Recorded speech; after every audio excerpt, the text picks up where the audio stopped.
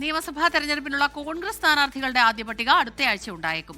Sitting MLA-മാർക്ക് പുറമെ വട്ടിയൂർക്കാവിൽ K മുരളീധരനും പട്ടികയിൽ ഇടം പിടിക്കും.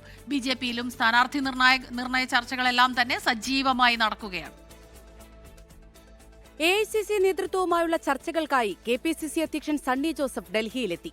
സ്ഥാനാർത്ഥി നിർണയം സംബന്ധിച്ച് നിർണായക ചർച്ചകൾ കൂടിക്കാഴ്ചയിലുണ്ടാകും. ചർച്ചകൾ നടന്നുകൊണ്ടിരിക്കുകയാണ്. ഡേറ്റ് ഒന്നും ഫൈനലൈസ് ചെയ്തിട്ടില്ല. മത്സരിക്കണോ തീരുമാനിക്കേണ്ടതൊക്കെ പാർട്ടി നേതൃത്വമാണ്, ഹൈക്കമാൻഡാണ്. അത് തീരുമാനം ഹൈക്കമാൻഡാണ്. അടുത്തയാഴ്ച കോൺഗ്രസിന്റെ ആദ്യഘട്ട സ്ഥാനാർത്ഥി പട്ടിക പ്രഖ്യാപിച്ചേക്കും. സിറ്റിംഗ് MLA-മാർ മത്സരിക്കും. തിരുവനന്തപുരം വട്ടിയൂർക്കാവിൽ കെ മുരളീധരൻ മത്സരത്തിനിറങ്ങും. കോഴിക്കോട് കൊയിലാണ്ടിയിൽ മുല്ലപ്പള്ളി രാമചന്ദ്രനെ പരിഗണിക്കുന്നുവെന്നാണ് സൂചന. അതേസമയം BJP-യിലും സ്ഥാനാർത്ഥി ചർച്ചകൾ ചൂടേറുകയാണ്. തിരുവനന്തപുരം ആറ്റിങ്ങലിൽ കോർപ്പറേഷൻ ഡെപ്യൂട്ടി മേയർ ആശാനാഥിനെയാണ് പ്രാദേശിക നേതൃത്വം മുന്നോട്ട് വെക്കുന്നത്.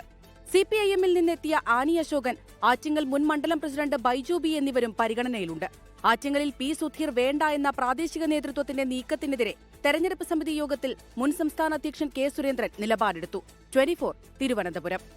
ലോകത്തെവിടെയായാലും ഏത് സമയത്തും 24 വാർത്തകളും ഓഗ്മെന്റഡ് റിയാലിറ്റി പാക്കേജുകളും എക്സ്പ്ലെയിനറുകളും വിശദമായി കാണാൻ ഞങ്ങളുടെ YouTube ചാനൽ നിങ്ങൾക്ക് സബ്സ്ക്രൈബ് ചെയ്യാം.